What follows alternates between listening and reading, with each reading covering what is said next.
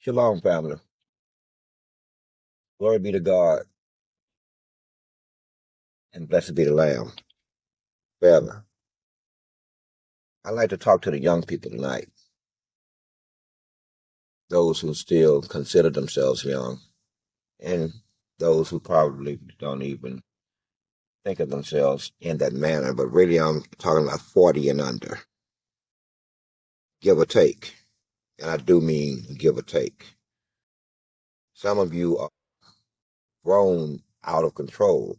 Grown means that there is no more growing you can do. You do realize that, right? It means that you have reached your level of material and spiritual and intellectual capacity. So now all you do is you wait on the rain and you wait on the sun. And every year you do the same thing. You put leaves out if you're a normal tree. If you're an evergreen, you shed leaves all year long. But at the end of the day, you are stuck in place, and all you do is wait on the rain and the sunshine and the sun and the moon and the moonlight, and repeat. Rinse and repeat. Try not to ever be that grown. Try not to ever be that grown. You know, I'm 61 years old, but I have the, man, listen, I have the, trying to find a proper word, the grounding of a 10-year-old, if you get what I'm trying to say. If you get what I'm trying to say, I have the grounding of a 10-year-old, meaning that I see things as they are. You know, that they often say, if you want the truth, ask a child. A child can be brutally honest. It's because of their innocence. That's why most grown-ups know there is a boundary that they shouldn't cross with their kids out in public or private. Okay? We know this as parents because they will say it. At any rate, never be too grown, man. But before I get to talking to the young people, let me have to tell you a story about a mockingbird. A mockingbird. You know, in my darkest moments, I do mean dark. Being me, trust me, dark is dark. Dark is deep and dark is thick. Whew, you don't want to experience it. Trust me. I think it's meant for only beings such as myself. In fact, I'm pretty much sure of it. At any rate,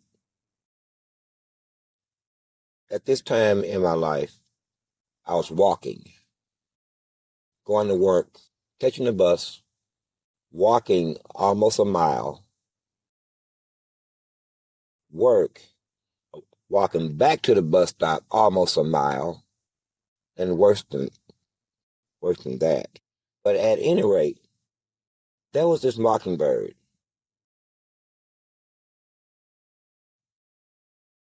As I was working on this house, and this particular house, the owner wanted someone there.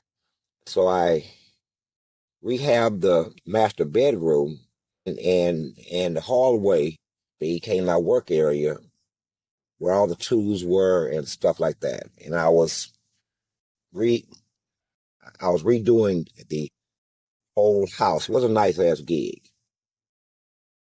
a very nice gig. So I started noticing some things. One of the things that I had noticed was this particular mockingbird. I mean, this bird sings from morning to night and through the night.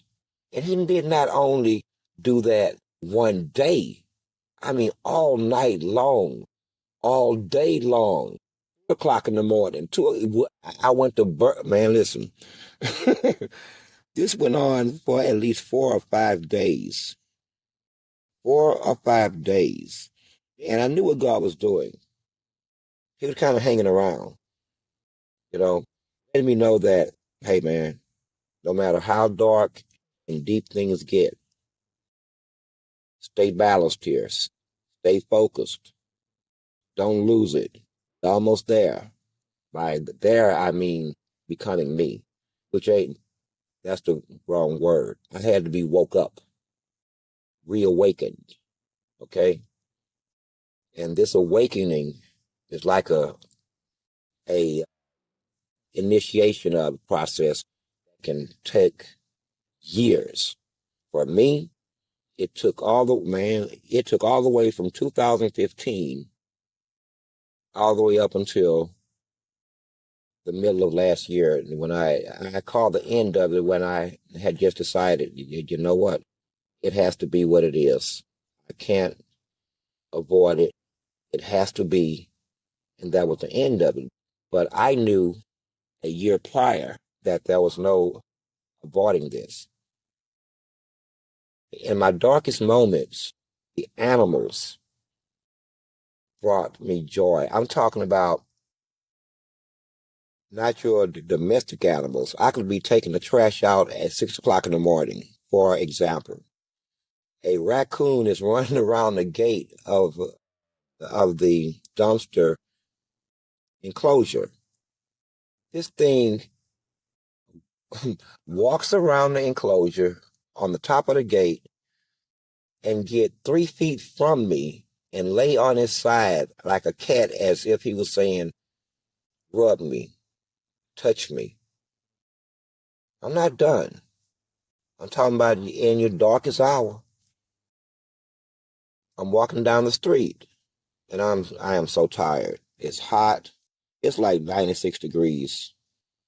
Man, I'm in pain, hurting psychologically and spiritually. They're going through some things.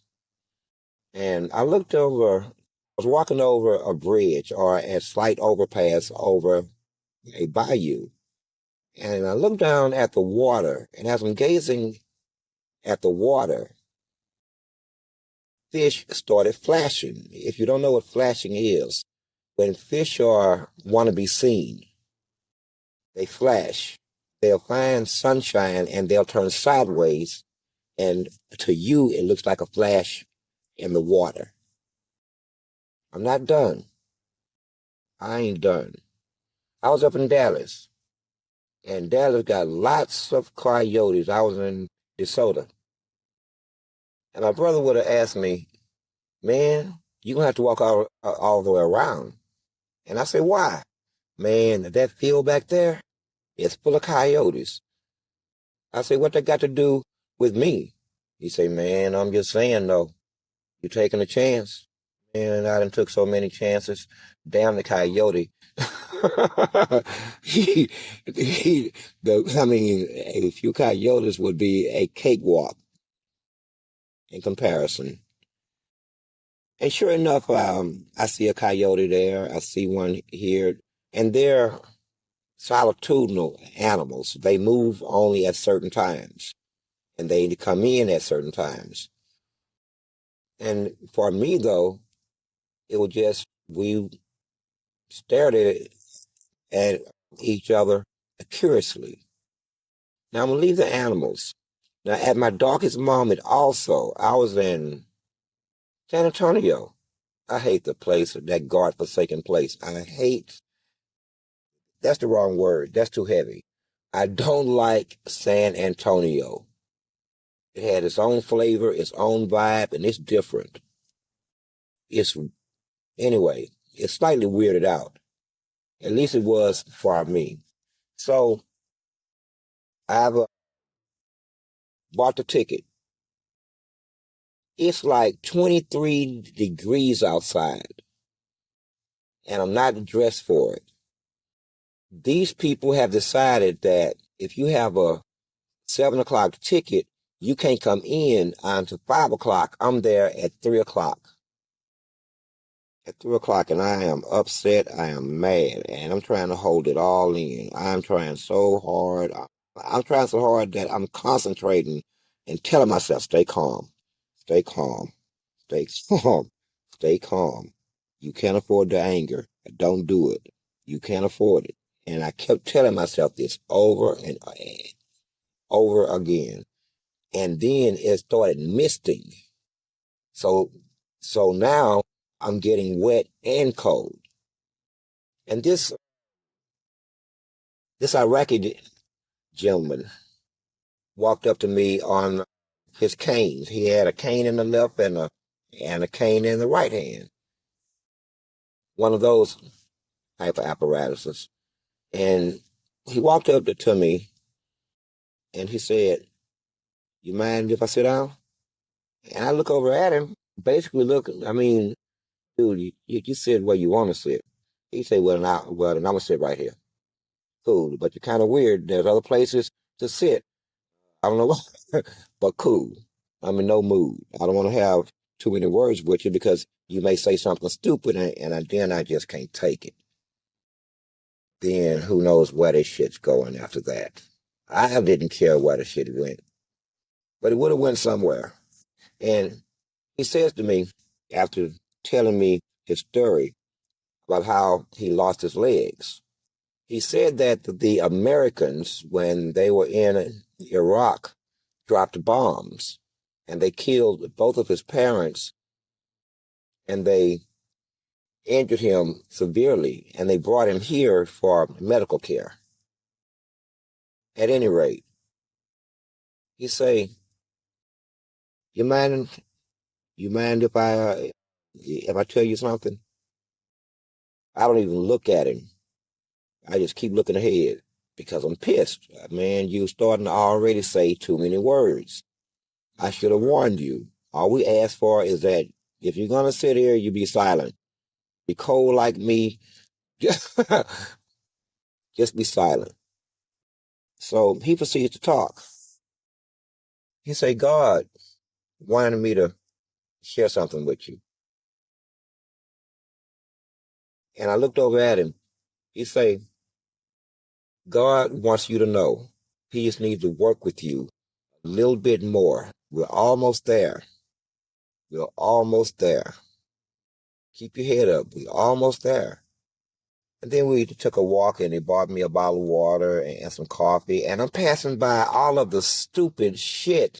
And I'm getting madder and madder. I mean, here's a people sitting on the sidewalk. It's cold as hell. They in blankets and they have a lit candle. And they're all huddled around this candle. And as I'm passing them, looking at the officers write them a ticket. For me, I don't know, man. And I'm just staring at that as I'm walking past it. And the guy caught me staring at it. And he said, "What'd you say your name was?" To get my eyes off of it. So we walk in the store, we get the coffee and all that. And we walking back. I'm looking at the same situation, but this time I don't focus on it because I think they having a second thought and they working it out. So we keep walking. And he says to me, "Well, I've said what I've had to say. Enjoy your coffee." And that was the end of it. Sometimes God speaks this way, but at any rate, sometimes the devil speaks this way also, though. But trust me, God is straightforward. The devil is not. I could tell you all about that old scoundrel, that old troublemaker of old, that great liar and the great deceiver. I can tell you lots about him. That ain't what we're here to talk about tonight. I want to talk to the young people. Listen, and please hear me out and listen closely. How much of you are responsible for your actions? Ask yourself this. You didn't birth yourself. You haven't taught yourself anything. Everything around you have socialized you and nurtured you and nourished you into what you are today. So I ask you again, how much of you is you, and how much of the burden that you bear is actually yours? This is more than just a concept. How much of it is yours? I say this because if you claim it, then it will be yours. It will be yours. This is not some man trick of God. It is a trick of the devil. See, here's an example that's far more simple. If you give me your cigarette lighter and we are talking or in the midst of conversation, don't be surprised if it don't wind up in my pocket. It's not that I need to steal your lighter, but lighter in hand goes in pocket. There were times I wake up with 5 lighters. Other times I couldn't find one. You see what I'm saying? Did I steal the lighter? No. In no way have I stolen that lighter. You have to accept the guilt. See? You must be cognizant of the theft. Are you understanding what I'm saying? I do the same thing with ballpoint pens. You give me your pen, and we go to talking, or you walk away, or you turn your back, or it was meant to go back on your desk. Well, there's a 50% chance it's in my pocket. Now, sometimes I will even catch it. Say, oh, damn, here you go. See what I'm saying? But did I steal the pen? Even if I walked out the door, no, because in my heart, I did not intend to steal a pen. In my heart, I did not intend to steal anything. The conviction must start in your heart. You get what I'm saying? That's where the conviction starts, right there, in your heart. If you feel like you stole something, you probably did. It's real simple. This is real simple. Moving on. Under 40. As a man, listen closely, gentlemen, you may think you've grown, but you know what the Bible says? That a man is not fully aware until he's 40 years old.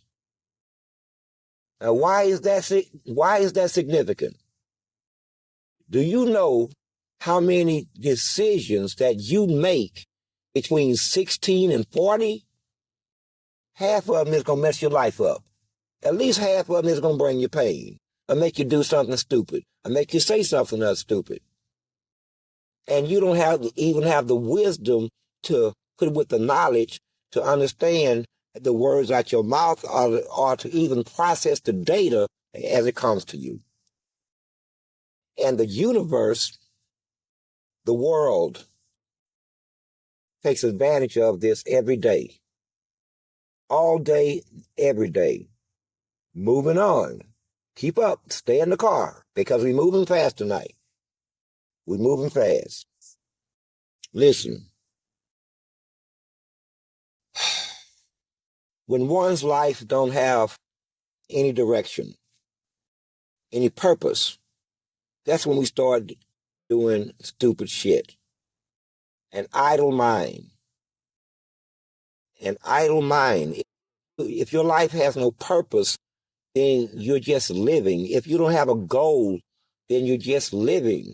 And keep in mind, all the while, you don't have the knowledge of necessary, really, to process much of the information that we receive. How you view things at 20 may not necessarily be how you view things at 30. Because of the ongoing maturation. You see what I'm saying to you? Meaning that you're getting more and more mature every day. Now, a lot of us, we get bogged up in situations. Again, Don't listen. Try not to blame you too much. Not too much, because you didn't form you.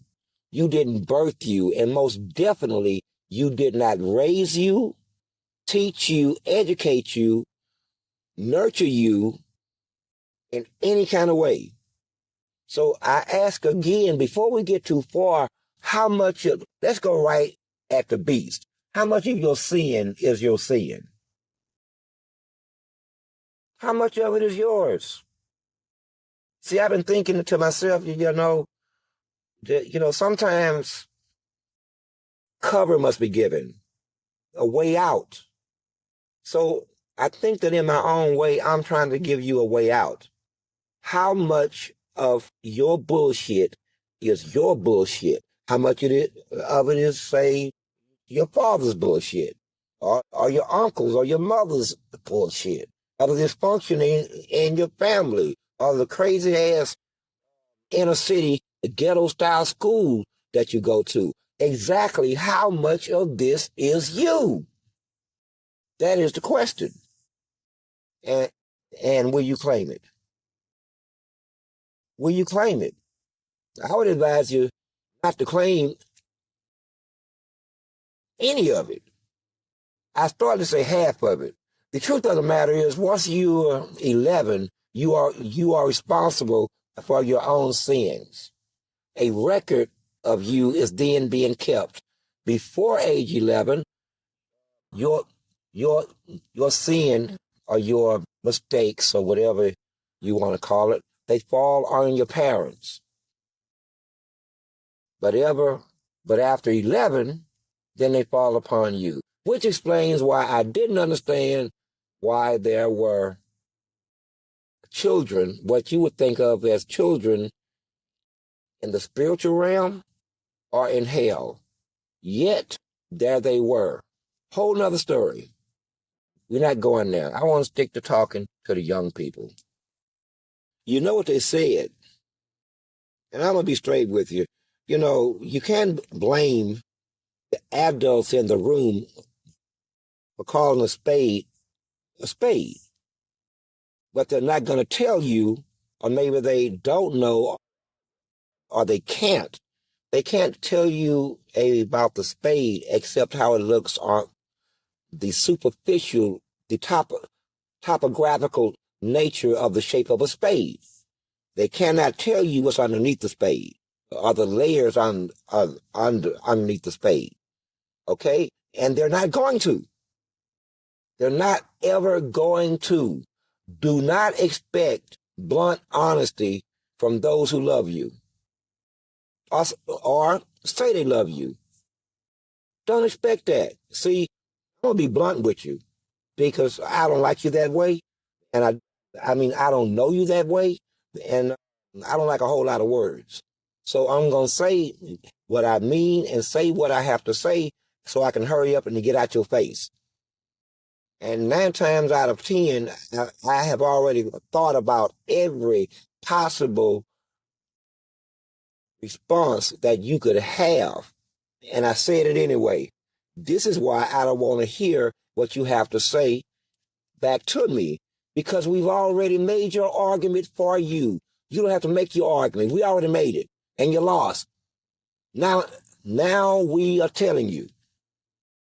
We already made your argument for you. Every possible response to what I have said has been thought about and processed and analyzed 10 ways to Sunday. And we still don't want to hear it, because you're only going to repeat what we already know. And that sometimes can be a bit burdensome. Burdensome. It's not a personal or an individual thing. It's the nature of man. It is the nature of man himself. Okay? So it's not personal to the individual like that. Not even close. Not even close. But back to the youngsters, man. I said all this here to tell you this, man. They said that, and I believed them, because this is the image that you put forth lost, aloof, given to pretty much anything that you see on the inside of a device or a screen. But I started thinking, and they're right. But I started thinking, what am I really seeing here, though? Stupid is stupid, but man, survival is another thing. Survival is another thing. So whenever I see someone acting against themselves, I already know something's wrong with that person. When I see that person, hear me again, doing things that would put them in jeopardy, I know something's wrong with that person because survival comes first. Staying alive comes first. So when you start doing harmful things, then something's wrong. Something's very wrong. God did not build that into you. The world did. The world did. So no matter where you find yourself in life, listen to me. Don't take too much of the blame. It becomes a burden. Again, you did not fashion you. Your parents and friends and uncles and aunts and your peers, they fashioned you. You are but a sum total of your experiences. Nothing more than that. If you put too much stock in that shit, you will become it. You will become it. And then it's a hell of a fight to unbecome it. Think about that.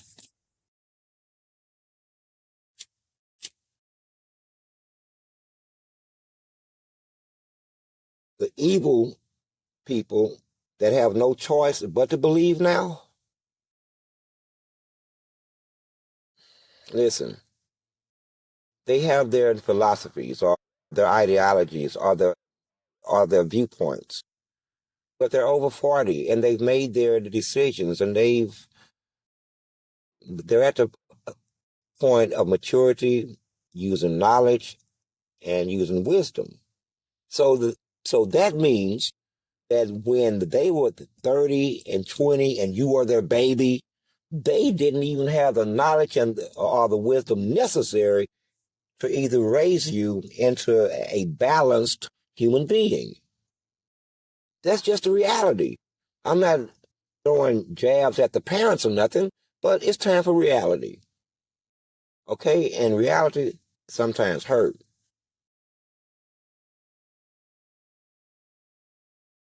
That don't make them any less loving or any less doting. Sometimes we just don't know. We largely teach what we ourselves have been taught. We don't even question it. It can become traditional. Okay? At any rate, last point, young'uns. Anything that you do in repetition can become ritualistic. Anything that you do in repetition can become ritualistic. And the devil and the spiritual realm can and will take advantage of it. Do you think it was the demons who came up with the idea of how to worship them? No. They looked at what insane ass man was already doing, and then they turned it ritual. You get what I'm saying now? That's why the demons don't have individual Bibles, okay, or books. It's not what you thought, is it? They all cheat, okay? It's not at all what you think at all. The world robs you of your innocence as quickly as it can. Trust me on this. It robs the hell out of you. So, man, I don't know quite what that is, except they need help in the terms of existing and longevity, that type of thing. So they rob you of your innocence to kind of replace the innocence that they lose. You're at the base, you are only a replicate of your parents. I'm saying break free from that shit. The Bible is clear. It says that the word would slice through families like a warm knife through butter. Okay? The word didn't come to bring you together. It came to separate the wheat from the tare. Sometimes it is what it is. But right now, I don't want to talk about that. I'm trying to give you cover, a way out, a way out. Because I couldn't figure out, or I came across this thought in my head. And I said this a long time ago, and it pissed me off actually when I first thought about it. We came to destroy and to judge. But then I said, well, how can we judge? They've been infected by Satan. They've been infected by their parents and uncles and so on and so forth. Judge what? This is an unfair judgment.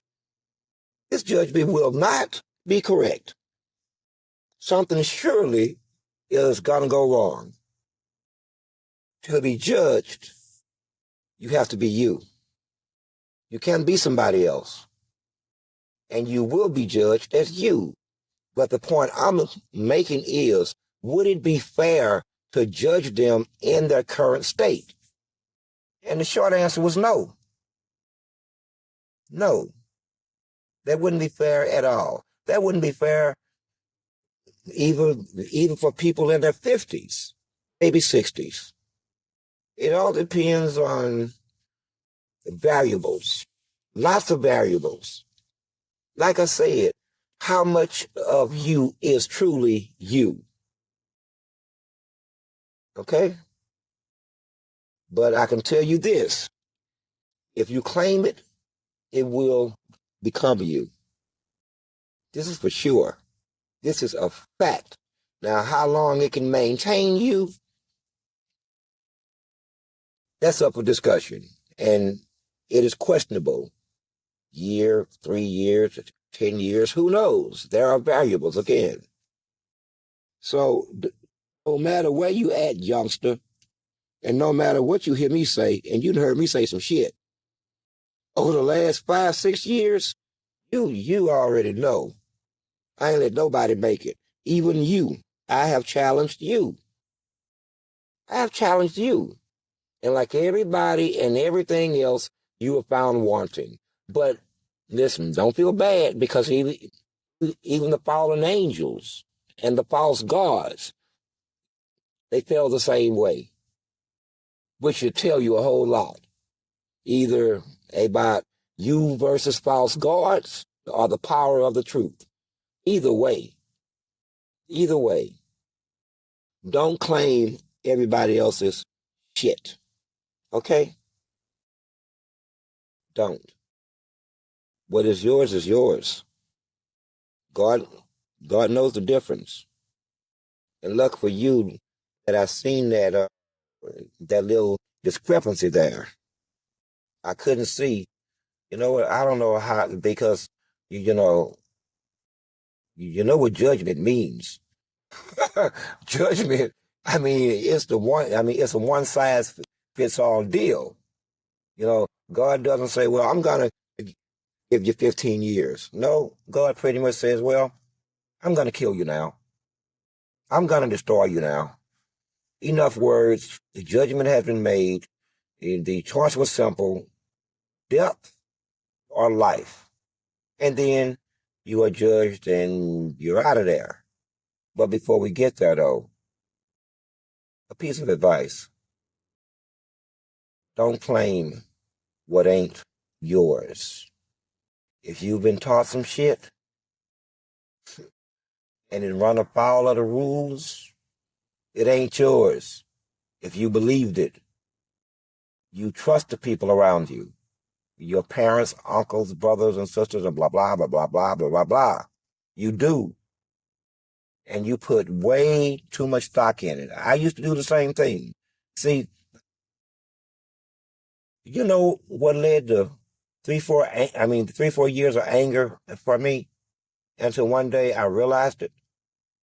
I had placed people on pedestals, and when they could not live up to the standard that I set for them, well, let's just say it caused more than angst. Every last one of them fell off the pedestal that I put them on. But who was it that stuck them up there? I did. They didn't climb up on the pedestal and say, look up at me.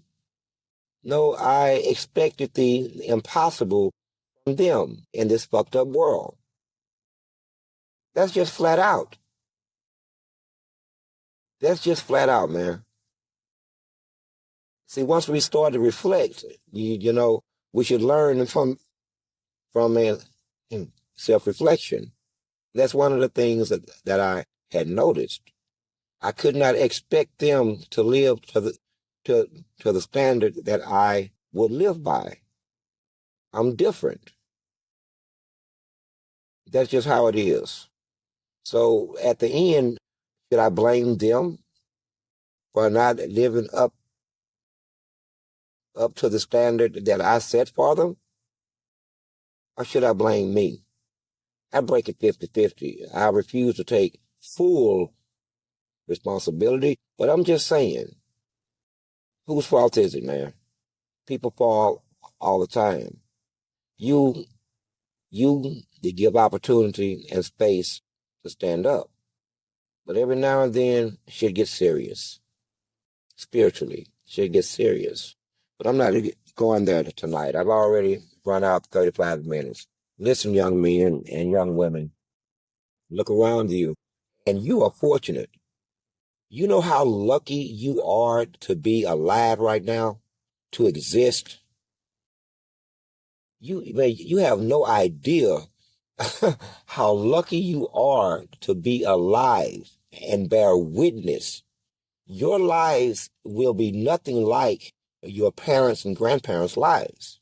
Fundamentally, mankind, how can I say this? Mankind's existence will become something else, and you will be here right with it. But that is also as a flip side. Because you have bore witness and you still seek to continue in your stand against God, because once you have bore witness and you continue, then you are standing against God, period. It will be taken as such. It will be taken as such. Now, this is where the threat comes in. I want to be straight to the point. Spirit kills spirit. Spirits kill spirits. The hunters are here. I've been saying that for 2 years. I'm going to say this and to wrap this up. This should scare everybody. Paint a picture for you. I'm sitting out there in the hot sun. Nowhere to go. I'm in the front of a homeless shelter. I don't want to go in. I can't, not a shelter, but a homeless agency rather, that, that helps the homeless. I don't want to go nowhere in there. So I'm sitting on the outside across the street, and I'm just staring at this big, depressing ass building. It was depressing just to look at it, and I'm watching the destitute walk in and out and in and out in various shapes and forms of misery and suffering and addictions and blah, blah, blah, blah. And I'm not going in here. I haven't changed my mind now. I done walked about 3 miles, caught two buses, and I'm not going in here. I thought I was going in here. No, I'm going to rest. So as I'm sitting there, this this guy walks up to me, and he has bottled waters, and he's passing out waters, and I could see the pattern. And there was something about the pattern he took that that I understood that I'm going to be the last one he asked because he avoided me. He walks right past me as he's passing out waters. Okay, so he walks back up the way, and he said, "Hey, catch." He throws me the bottle of water. And as he walking away, he walks about 7 or 8 steps, and he turns back around and he walked back up to me, and he said, "Where the bad ones at?" Now instantly, I knew what I was talking to, and he knew what he was talking to, and that bothered me. I know that he could see me, and that bothered me. But he said, "Where are the bad ones at?" And I knew I had to answer that question, and instinctually I did. And immediately, as he drove off, I knew someone wasn't going to make it through the night. These are the hunters. Now, what did he mean by bad ones? What's the area where most of the fuck ups congregate? At this particular time, it was behind the Greyhound station. You ain't gonna find nothing but some evil back there. And I knew someone wasn't gonna wake up in the morning. That's where we at now. So be careful out there. And God loves you. Me, not so much. Well, I'm kidding. I do, and you know I do. But I got work to do. And I can't fall in love with the damn. I don't even know how to put this into words. Lord, help me. Listen, I love you. Okay. But I love you enough to hurt you. Thank you, Lord. I love you enough to hurt you. Okay? If it saves you. And I don't have to love you to help you. Neither do I have to hate you to harm you. For me, it would just be another part of the mission. That's why I hesitate to use words like love. I don't trust it. I don't trust the word itself. I trust God's love, but I don't trust the definition of man's love, so I'm hesitant to ever use that word. Enjoy the rest of your night and try to give what I have said some thought. And the most important thing I've said all night is to do a self-evaluation. How much of this is you? Okay? Because the situation is quite straightforward.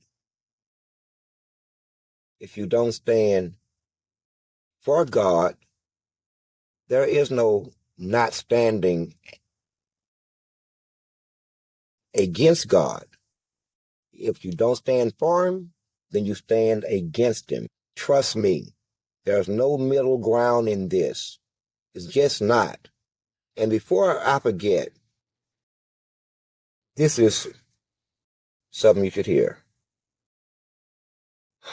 You do know that if God wanted to, He could but think it, and every knee would be bowed, praising Him right now. Right now.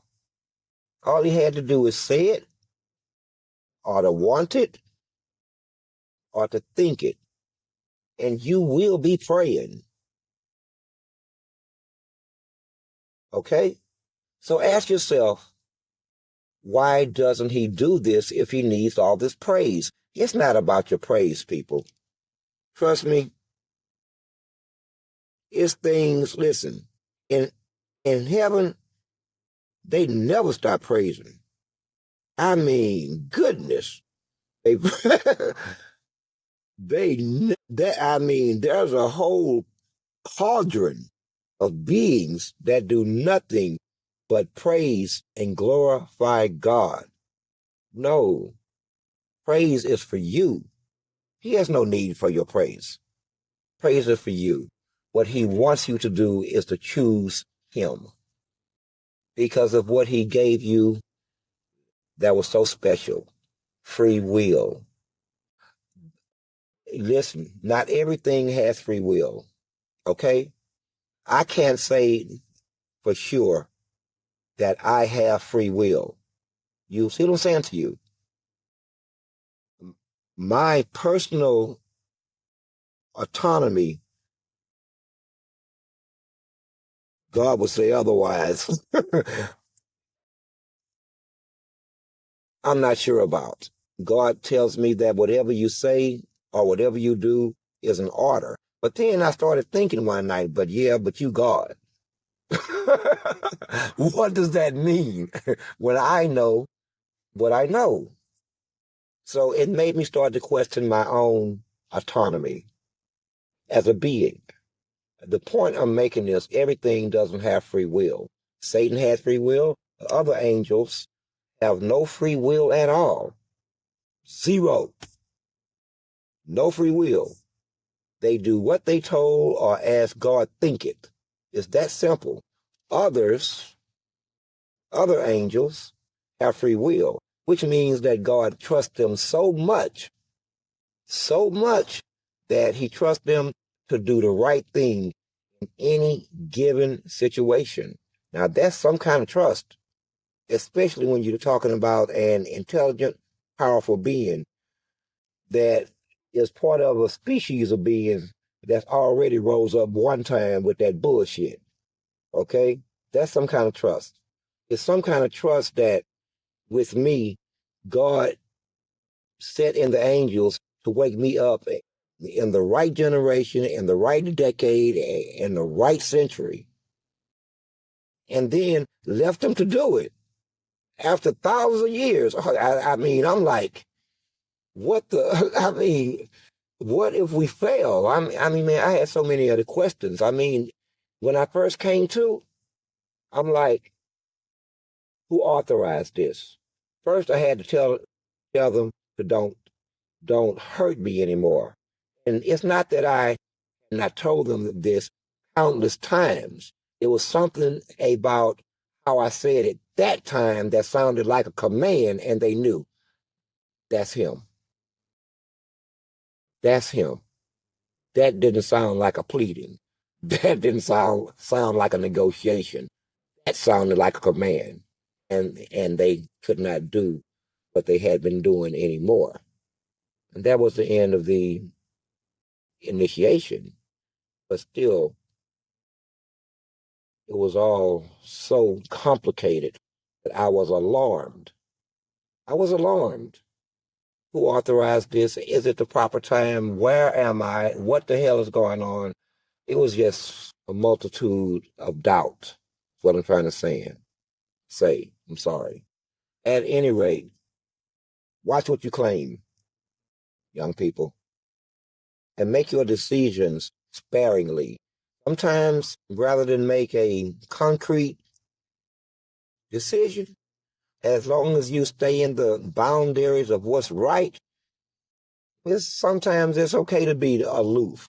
Go with the situation as long as it doesn't make it violate you or your spirit. Okay? Once again, enjoy the rest of your night. I am Source. I am Seven. I am One.